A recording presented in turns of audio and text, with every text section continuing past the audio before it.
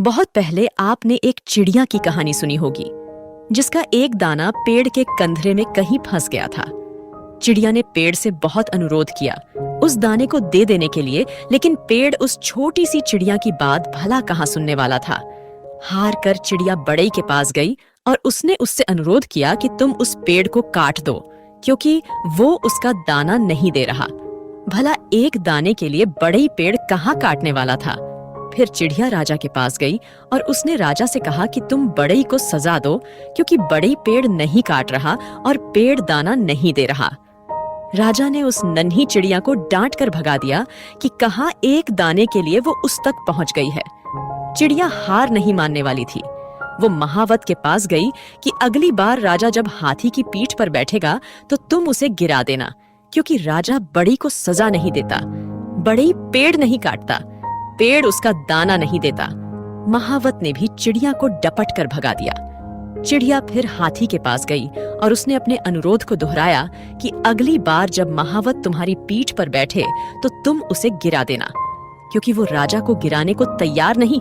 राजा बढ़ई को सजा देने को तैयार नहीं, बढ़ई पेड़ काटने को तैयार नहीं, पेड़ दाना देने को राजी नहीं। हाथी बिगड़ गया। उसने कहा, है छोटी चिड़िया, तू इतनी सी बात के लिए मुझे महावत और राजा को गिराने की बात सोच भी कैसे रही है।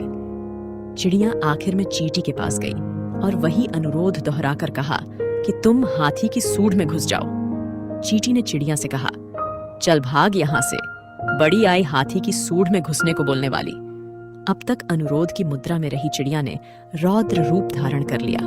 उसने कहा कि मैं चाहे पेड़, बड़ई, राजा, महावत और हाथी का कुछ न बिगाड़ पाऊं, पर तुझे तो अपनी चोंच में डालकर खा ही सकती हूँ। चींटी डर गई।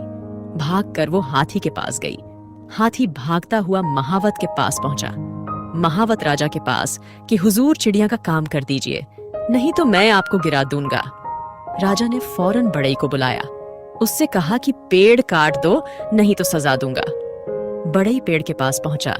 बढ़ई को देखते ही पेड़ बिलबिला उठा कि मुझे मत काटो, मैं चिड़िया को दाना लौटा दूंगा।